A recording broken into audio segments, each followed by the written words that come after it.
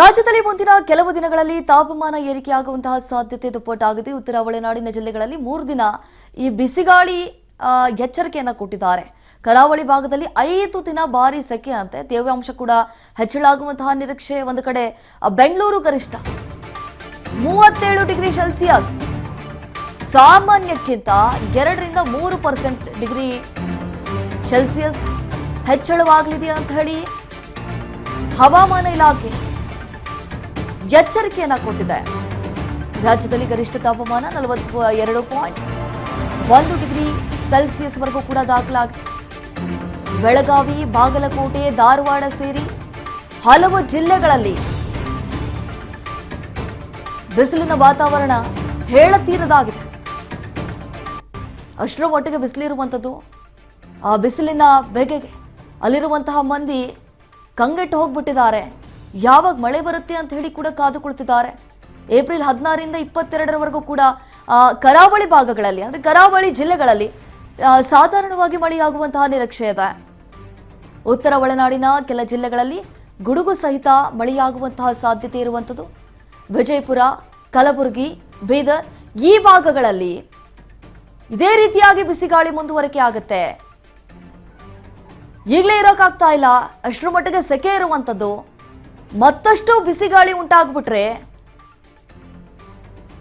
ಏನೆಲ್ಲ ಪರಿಸ್ಥಿತಿಯನ್ನ ಫೇಸ್ ಮಾಡಬೇಕಾಗುತ್ತೋ. ದಕ್ಷಿಣ ಒಳನಾಡಿನಲ್ಲಿ ಏಪ್ರಿಲ್ 18ರಿಂದ ಮಳೆಯಾಗುವಂತಹ ಸಾಧ್ಯತೆ ಇದೆ.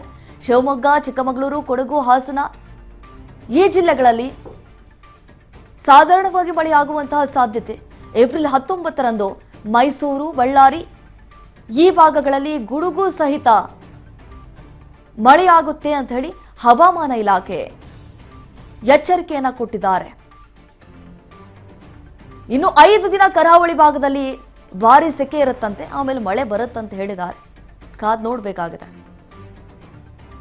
ಈಗಾಗಲೇ ಬೆಂಗಳೂರಿನಲ್ಲಿ ಸಾಕಷ್ಟು ಪ್ರಮಾಣದಲ್ಲಿ ಬಿಸಿಲು ಕೂಡ ಏರಿಕೆಯಾಗಿದೆ. ಜನರಿಗೆ ಇರಕ್ಕಾಗ್ತಾ ಇಲ್ಲ. ಏನಪ್ಪಾ ಇದು ಬಿಸಿಲು ಅಂತ ಹೇಳಿ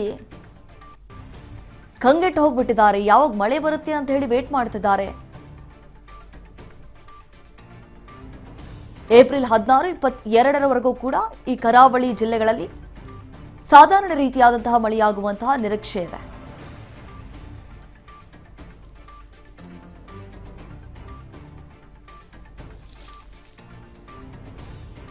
ನೋಡಿ, ರಾಜ್ಯದಲ್ಲಿ ಎಷ್ಟರ ಮಟ್ಟಿಗೆ ಬಿಸಿಲಿರುವಂಥದ್ದು ಎಲ್ರಿಗೂ ಕೂಡ ಗೊತ್ತಿರುವಂಥದ್ದು.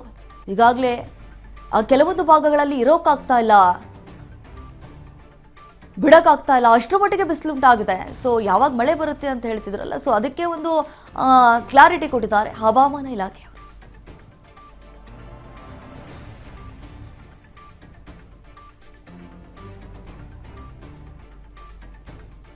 ಬೆಳಗಾವಿ, ಬಾಗಲಕೋಟೆ, ಧಾರವಾಡ ಸೇರಿ ಹಲವು ಜಿಲ್ಲೆಗಳಲ್ಲಿ ಈಗಾಗಲೇ ಹೆಚ್ಚು ಬಿಸಿ ಇರುವಂತಹ ಪರಿಣಾಮದಿಂದಾಗಿ ಯಾವತ್ತು ಮಳೆ ಬರುತ್ತೆ ಅನ್ನುವಂಥದ್ದು ಈಗಾಗಲೇ ಒಂದು ಸ್ಪಷ್ಟನೆ ಕೊಟ್ಟಿರುವಂಥದ್ದು ಹವಾಮಾನ ಇಲಾಖೆ ಅಂತ.